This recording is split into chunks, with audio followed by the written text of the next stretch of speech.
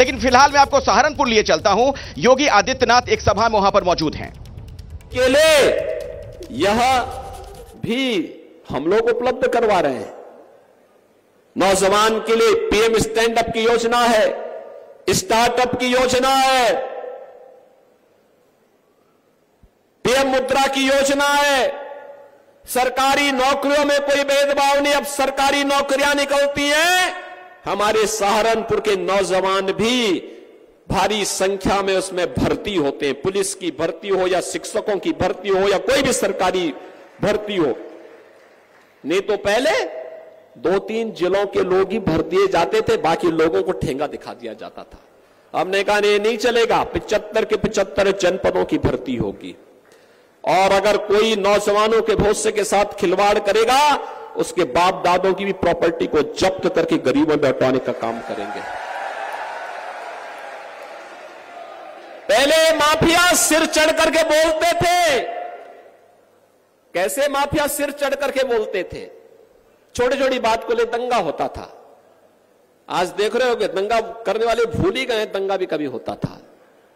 उल्टा लटका दिया जाता है उनको।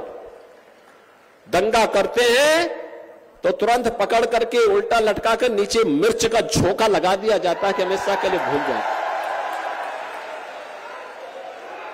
और अगर किसी निर्दोष व्यापारी और बेटी के साथ कोई दुर्व्यवहार करता है तो बहनों और भाइयों, उस समय उसकी क्या दुर्गति की जाती है, यह भी आपने देखा होगा। प्रयागराज का माफिया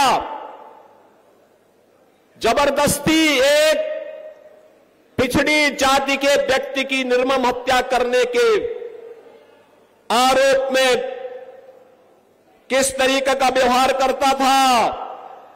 और बहनों और भाइयों, उसकी प्रॉपर्टी को जब्त करके हमने गरीबों के लिए मकान बना दिए वहां। लोगों ने कहा ये सब क्या कर रहे हैं, तो बहुत बड़ा माफिया है। हमने कहा कितना बड़ा माफिया है तो समय बताएगा, लेकिन फिलहाल गरीबों को मकान बनाऊंगा भी और अपने हाथों से मैं देने के लिए जाऊंगा। और मैं स्वयं गया था वहां देने के लिए। बहनों और भाइयों, यह केंद्र की या राज्य की जो भी सरकार है,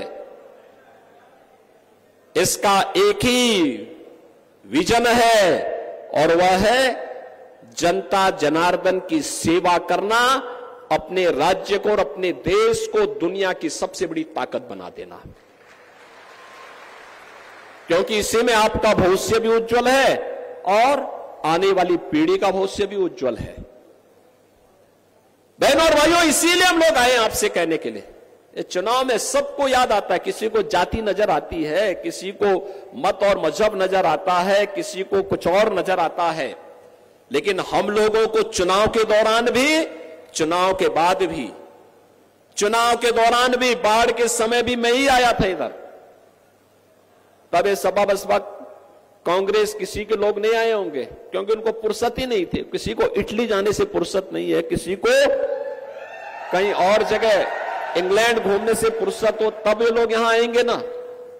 और जब सत्ता में रहते हुए इन्होंने लूटा होगा, उस पैसे को देखने के लिए जाते होंगे, लेकिन उसको हम लोग यहां पे दुरुपयोग नहीं करने देंगे। घबराइए मत, धीरे धीरे करके वो पैसा भी भारत में। तो योगी आदित्यनाथ का ये वही चिरपरिचित अंदाज, उसी अंदाज में विपक्ष पर करारा प्रहार करते हुए